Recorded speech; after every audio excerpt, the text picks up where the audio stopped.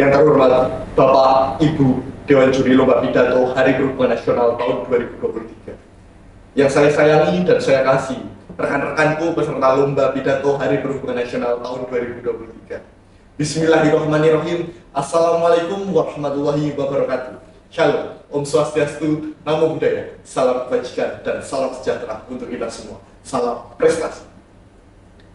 Puja dan puji syukur senantiasa kita panjatkan terhadap kehadirat Tuhan Yang Maha Esa, yang mana telah melimpahkan rahmat, hidayah, serta inayahnya, sehingga kita semua dapat berjumpa dalam Lomba Pidato Hari Perhubungan Nasional tahun 2023 dalam keadaan sehat walafiat tanpa kurang suatu apapun. Hadirin yang berbahagia, kita tentunya sebagai perwira muda menyadari bahwa saat ini transportasi menjadi dasar, menjadi fondasi dari sebuah kehidupan modern. Setiap kita melakukan perjalanan, otomatis kita akan menjadi pelanggan, kita akan menjadi pengguna dari sebuah sistem transportasi yang ada di daerah tersebut. Seharusnya tidak menjadi masalah apakah Anda tinggal di Pulau Jawa, Sumatera, Kalimantan, Papua, atau di daerah-daerah lain. Sistem transportasi yang terorganisir harusnya mampu mendukung kehidupan yang sedang kita jalani. Bagaimana dan di mana kita tinggal, di mana kita bekerja, serta barang dan jasa apa saja yang kita butuhkan harus tercover oleh transportasi yang ada. Dewan Juri yang saya hormati, kita, bangsa Indonesia, memiliki sebuah visi besar, visi yang harus kita wujudkan di 2045 mendatang, yaitu menuju Indonesia Emas 2045. Visi tersebut memiliki makna bahwa Indonesia akan menjadi negara maju dan berdaulat pada satu abad kemerdekaannya. Maka dari itu, transportasi akan menjadi salah satu pilar utama yang akan mendukung terwujudnya visi tersebut. Mengapa bisa saya katakan demikian? Karena menurut saya, transportasi memengaruhi banyak aspek. Aspek-aspek yang dipengaruhi seperti pertumbuhan ekonomi, konektivitas antar daerah, perkembangan teknologi, pendidikan, dan banyak lainnya. Sistem transportasi yang kuat dan efisien diperlukan guna membangun dan menghubungkan wilayah terpencil dan pusat-pusat kegiatan ekonomi. Dengan membangun jaringan secara merata, tahap demi tahap, maka kita akan menurunkan, mempersempit, memperpendek jarak kesenjangan antara daerah-daerah terpencil dan pusat-pusat kegiatan ekonomi.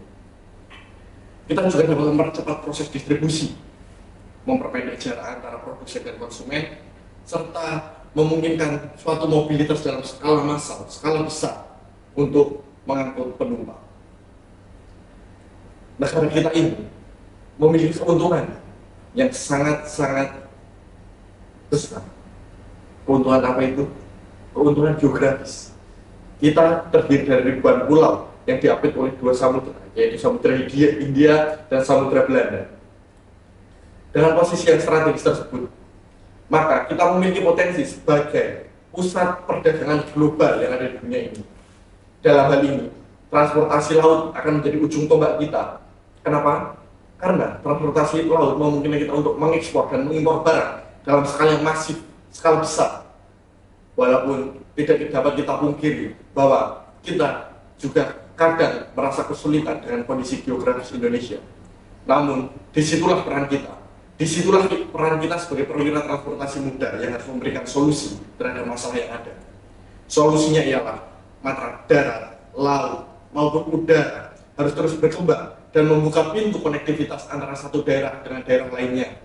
Pembangunan jalan tidak boleh dihentikan, pelabuhan harus terus diperbaiki, bandara juga harus terus dibangun di wilayah-wilayah terpencil untuk meningkatkan sarana mobilitas dan mengurangi kesenjangan antar daerah.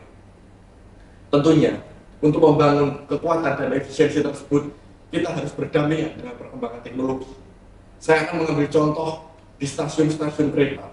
Sekarang sudah banyak ditemui fitur boarding hanya dengan mengidentifikasi wajah.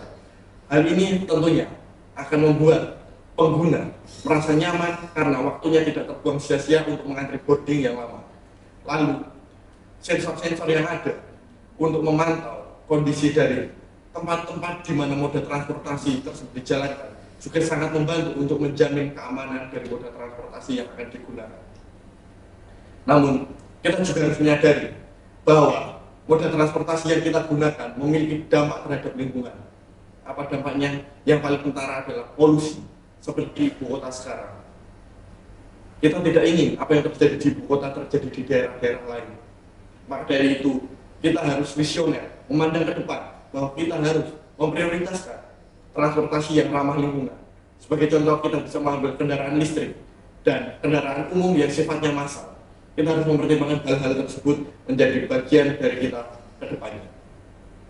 Akhir kata, saya ingin menyampaikan bahwa transportasi akan memegang peran yang sangat penting, memegang kunci bagi mobilitas dan perkembangan ekonomi suatu daerah.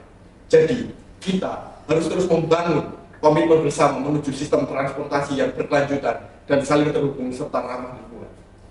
Masyarakat hanya menginginkan transportasi yang tepat waktu, terhubung secara reliable, nyaman, serta memiliki banyak pilihan dan pelayanan dalam merespon kemana dan kapan masyarakat itu akan berpergian. Maka sudah sewajibnya kita mengabulkan itu sebagai pengguna transportasi. Itu saja yang dapat saya sampaikan. Mohon maaf bila ada kekurangan dan salah kata yang kurang berkenan di hati.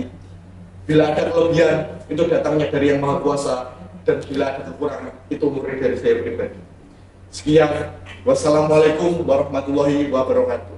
Om Santi Santi Santi Om. Semoga Tuhan memberkati.